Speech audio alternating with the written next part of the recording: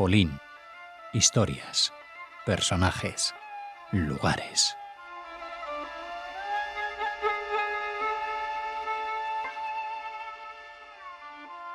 Hola oyentes de Radio Sefaradi, bienvenidos a esta nueva edición de Polín, judíos polacos, con Elżbieta Borkiewicz. Hola Elżbieta, ¿qué tal? Buenos días, buenas tardes y buenas noches. Bueno, comenzamos con ese saludo ya clásico de Elżbieta, esta, podemos decir, tercera edición o esta tercera entrega de una serie de programas dedicados a tu viaje a Polonia. Nos has hablado en otras ediciones de temas relacionados con este viaje, como decía, y ahora nos acercamos para cerrar hasta la ciudad de Lublin. Sí, porque este viaje, el reciente viaje del mes de agosto, decidí conocer mejor la parte oriental de Polonia. Entonces, ya hemos estado en Kazimierz Dolny, aquel pueblo a la orilla del Vístula, tan bonito y tan judío. Hemos estado en Zamość, la primera ciudad que tuvo habitantes judíos sefardíes.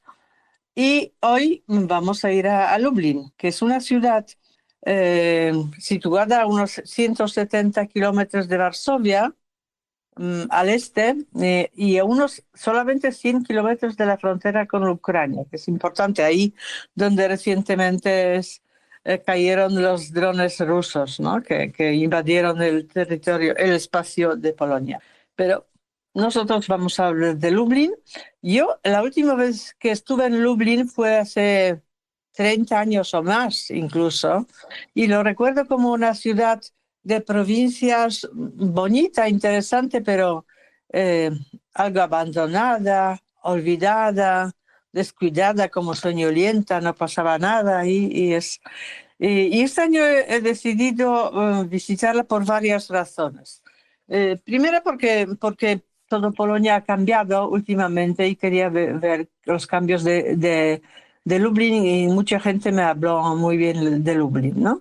Y luego, ¿sabes que en Madrid vivió y murió un poeta polaco, un gran poeta polaco que se llamaba Józef Łobodowski, que era precisamente de Lublin, pero fue el primero en revelarme el nombre de la poetisa Zuzanna Ginczanka, aquella poetisa polaca que murió asesinada por los alemanes cuando tenía 27 años.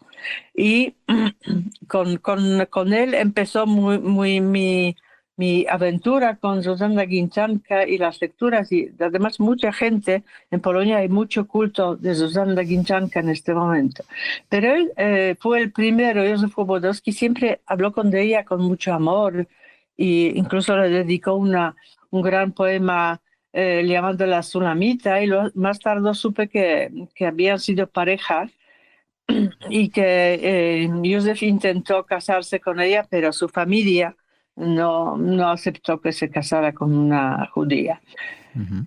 Este era su drama, el drama de su vida. Pero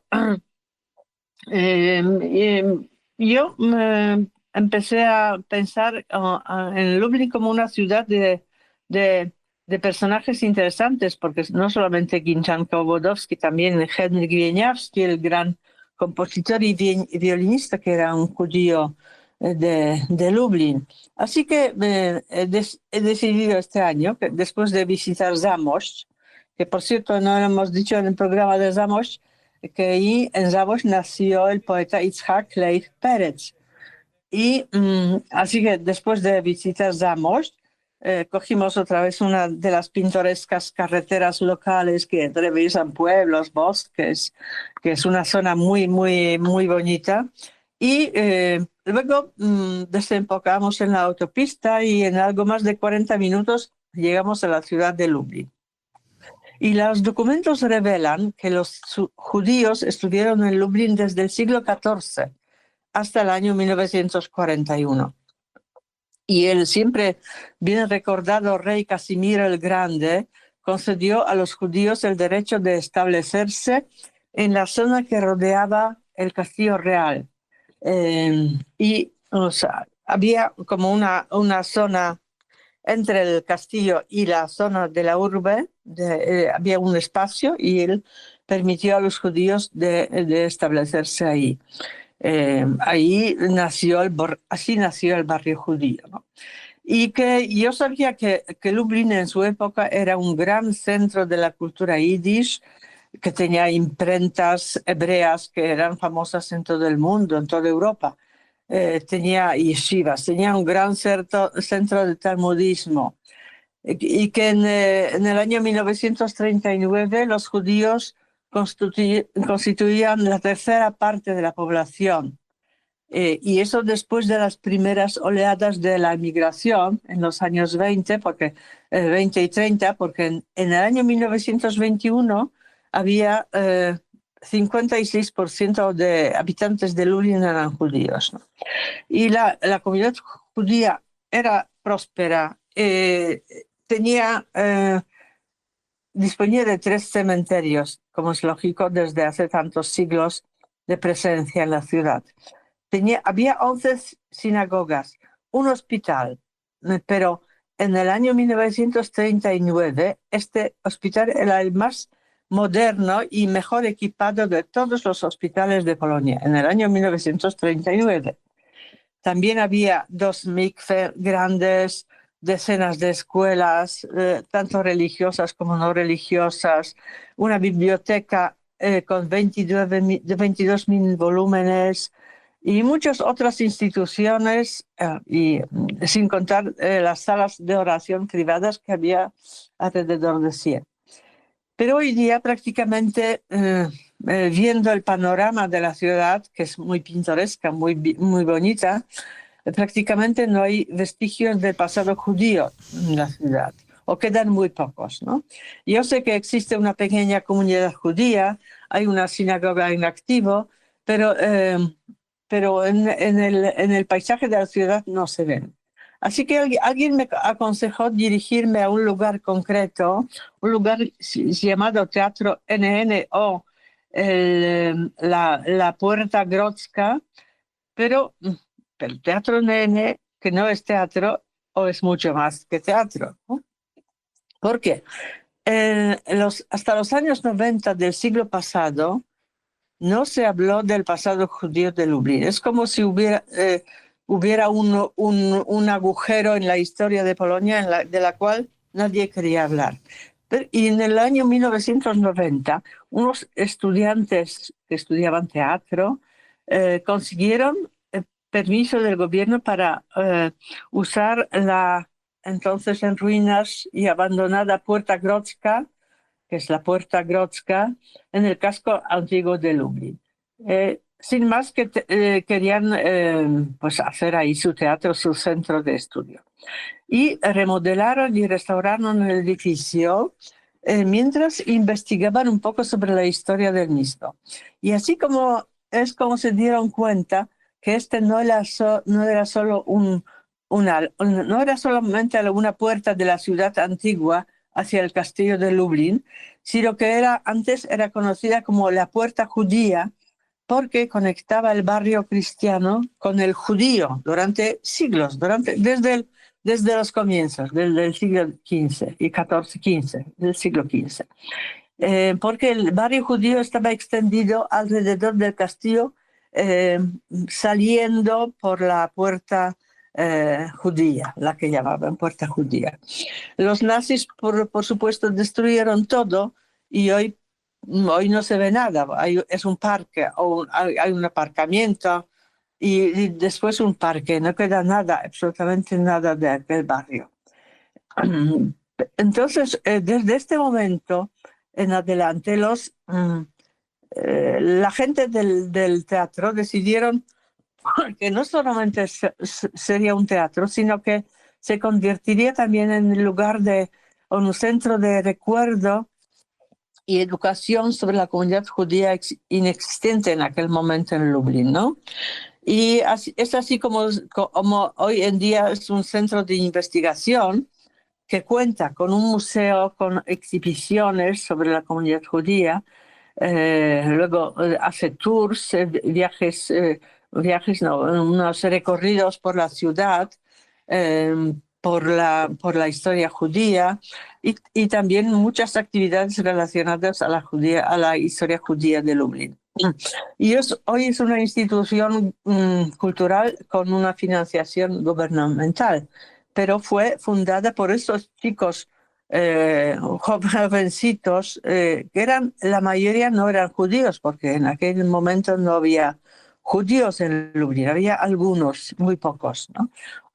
Y todos tenían y tienen el mismo objetivo: enseñar sobre la historia perdida de la comunidad judía importante, muy importante para Lublin y, por supuesto, digna de ser recordada.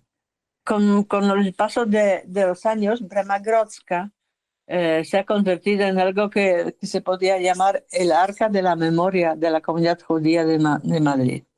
Y en el año 2009 se abrió ahí un museo. Pero ¿qué no es un museo? Hay una exposición Lublin Memorial Lugar, pero en el interior hay varias salas, por ejemplo, en las que no hay más que archivos. Archivos con carpetas iguales, numeradas, organizadas. Hay unas 43.000 carpetas, el número de habitantes de Lublin en el año 1939. Muchos guardan mucha o poca información sobre personas.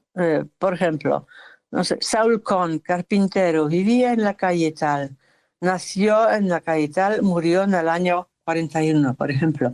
Algunas carpetas, muchas de ellas están todavía vacías y muchas de las que estuvieron vacías durante mucho tiempo, gracias a las visitas de los Lubliners o los descendientes de los Lubliners les llaman a los que habían, o los familiares de aquellos que habían nacido en Lublin.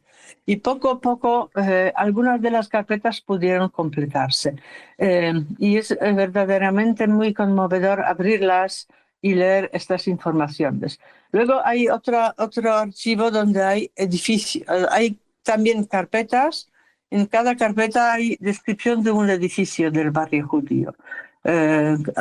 Casas que existen, que ya no existen o que existen, calle tal y tal, construida en el año tal y tal, propiedad de 4 plantas, ático y alguna vez alguna foto antigua y una descripción. En la planta baja había una carnicería kosher, por ejemplo.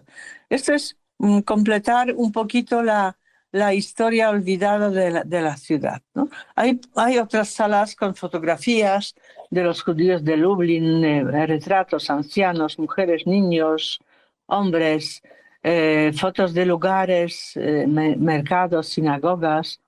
Y también hay una sala muy, muy curiosa, hecha a petición de una Lubliner, precisamente, una señora que vino de Brasil, me parece, que se salvó gracias a la ayuda de una familia que vivía precisamente en aquel entonces en este edificio.